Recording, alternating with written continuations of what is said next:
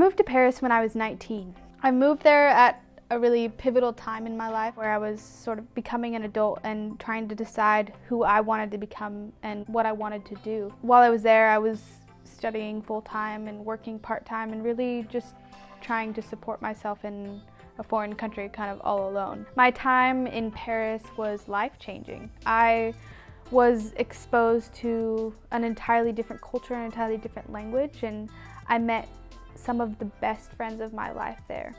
I remember there would be times where I'd be walking around Paris and I'd turn the bend and there'd be the Eiffel Tower. That never got old, and I remember seeing that and always feeling so privileged to be able to live in such a beautiful city. On the other side of it, during the 3 years that I was living there, I struggled with anxiety and depression. About 2.5 years into my time in Paris, I went back to the US on holiday. And while I was there, I got in a really bad car accident with my family. My dad blacked out while he was driving, and we were going about 75 kilometers per hour. We all should have died. The car was completely mangled, and the fact that we survived was really a miracle. I went back to Paris after that, and everything appeared to be fine, but shortly after I got back, I started getting severe back pain and severe fatigue to the point where I had to quit my job. I was doing everything I could to get better, but it became apparent that I wasn't getting better. So I had to make one of the most difficult decisions of my life, and I decided to move back to America. And 3 months after I got back to the US, I got diagnosed with chronic fatigue syndrome. I went on Google and I did all this research about chronic fatigue, and what I read was, there's no options, there's no resources, there's no hope. I remember just looking at that and feeling that sort of devastation or that reality of a chronic illness setting in.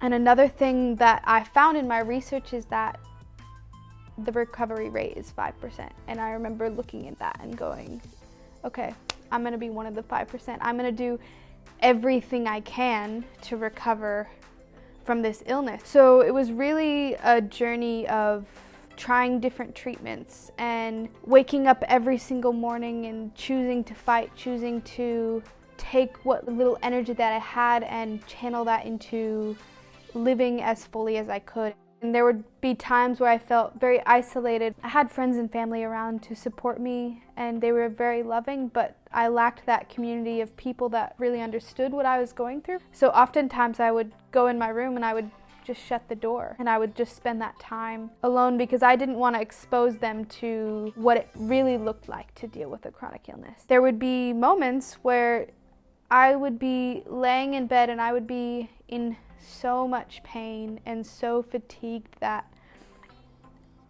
I just wanted it to end. I was done, and the thought of death no longer was this sort of scary thing for me. It was like this idea of maybe feeling relief, and the only thing that kept me going in those moments was this knowledge and this faith that I would be healed one day. Sometime after I moved back to the US, I was able to work part-time and then eventually work up to full-time, and started to kind of think about what the next step was, and I had this desire to move to Australia. And I remember kind of telling people I moved to Australia, and they're like, how are you gonna move to Australia? You're sick. And I'm like, no, I'm gonna recover and I'm gonna move to Australia, and it's gonna happen, and I know it. And I got to the point where I was recovered enough to make the move to Sydney. Moving to Sydney was really one of the best decisions of my life. It was very much the beginning of a season of full restoration, full healing for me.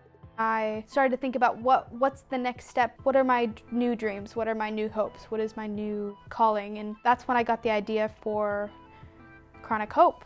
Chronic Hope is really about creating a world where hope becomes the solution to chronic illness. You feel very isolated. You feel like people don't necessarily understand what you're going through. It's really about creating a space for people to connect and have a community of people that are going through something similar. It's about fighting that isolation. It's about creating hope. Often when we're diagnosed with something like a chronic illness, you see that word chronic and sort of just takes over your world. What I want to do with Chronic Hope is say, look, you're seen, you're loved, there's people that also are going through the same thing, and there's also people that seek to understand and do understand.